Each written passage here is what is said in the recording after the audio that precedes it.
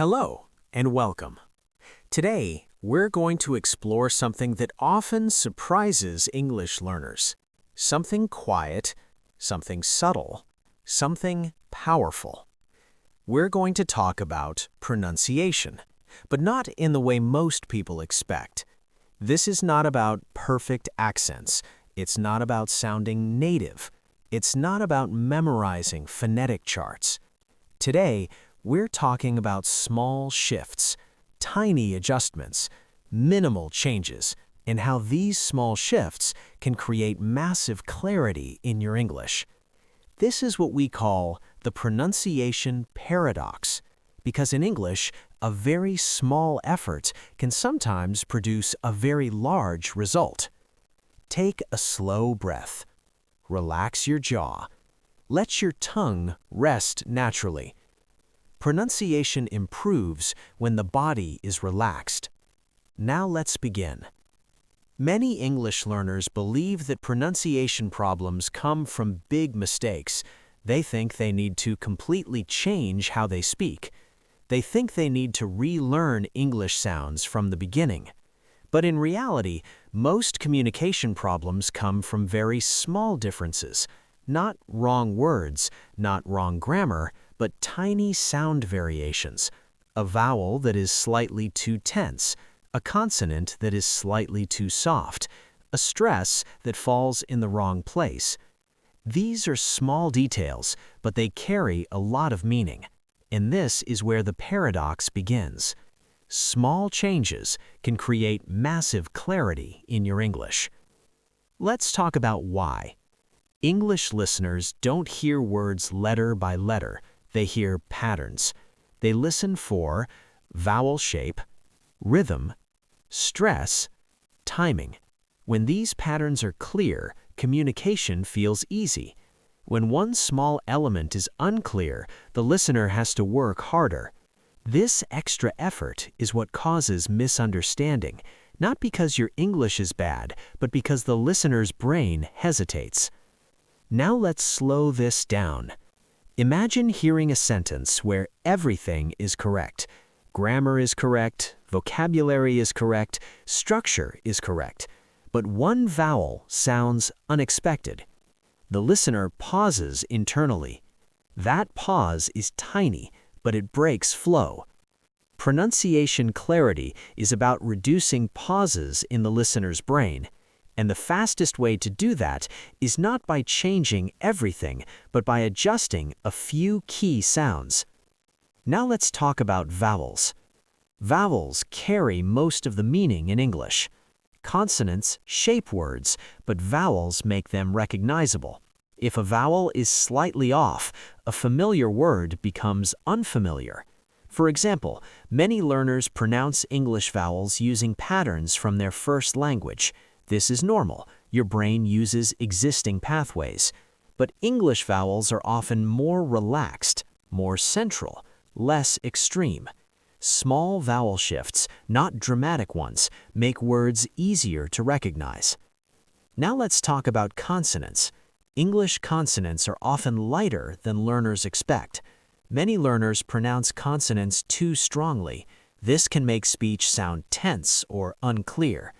English listeners expect softer endings, reduced final sounds, connected consonants. Reducing effort, not increasing it, often improves clarity. This is another paradox. Trying less can sound clearer. Now let's talk about stress. Stress is one of the most powerful clarity tools in English. Every English word has a stressed part. Every sentence has stressed words. If stress is misplaced, the listener may understand the words but miss the meaning. The paradox is this. You don't need to stress more words. You need to stress fewer words. Clear English has contrast. Strong words stand out because other words are softer. When everything is stressed, nothing is clear. Now let's talk about timing. English is a rhythm-based language. Some words are long, some words are short, and the timing between stresses stays fairly even. Learners often try to pronounce every word clearly and evenly. This feels logical, but English listeners don't expect that. They expect reduced function words, flowing connections, predictable rhythm. When rhythm is off, clarity suffers, even if pronunciation is technically correct. Now let's pause. Notice something important.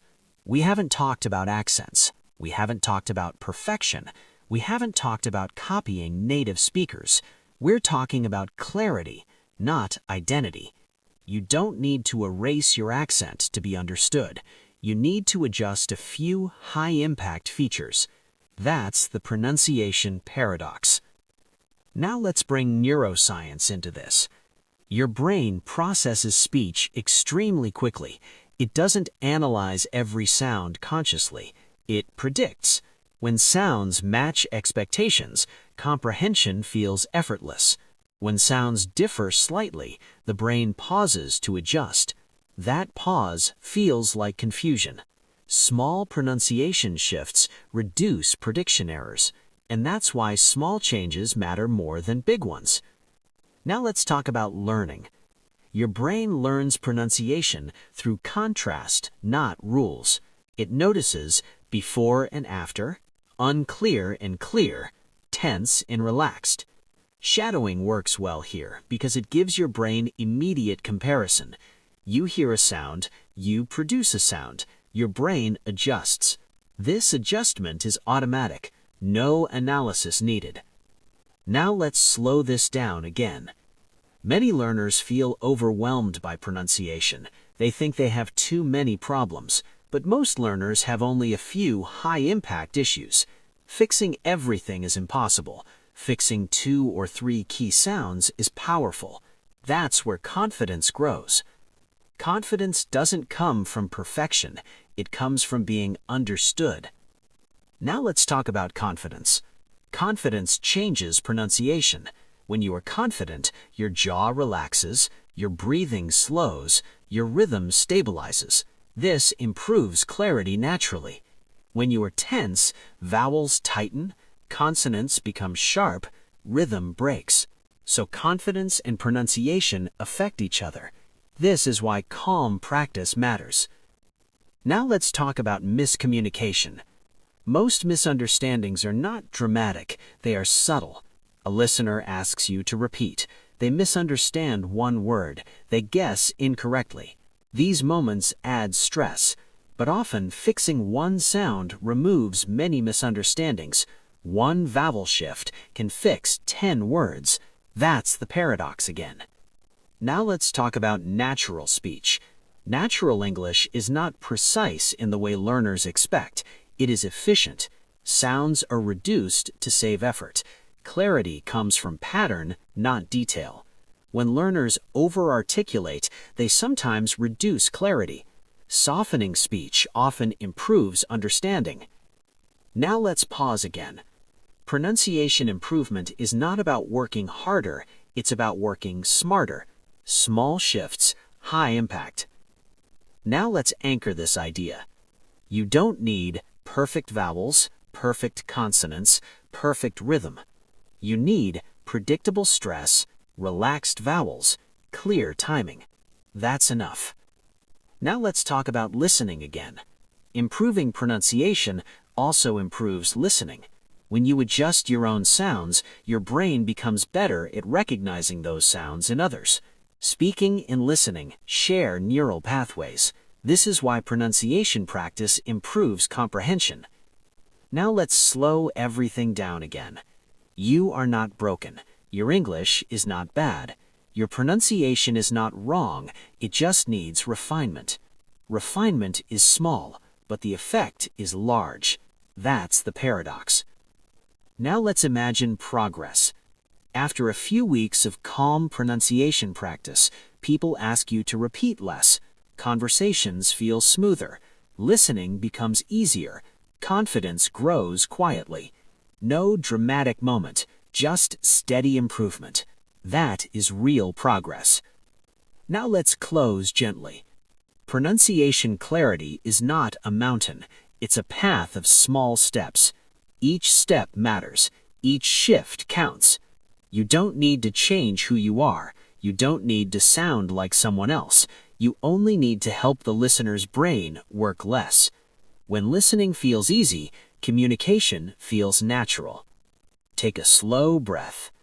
Your English clarity is improving, one small shift at a time. Thank you for practicing today. I'll see you in the next session, inside the Shadowing English Room.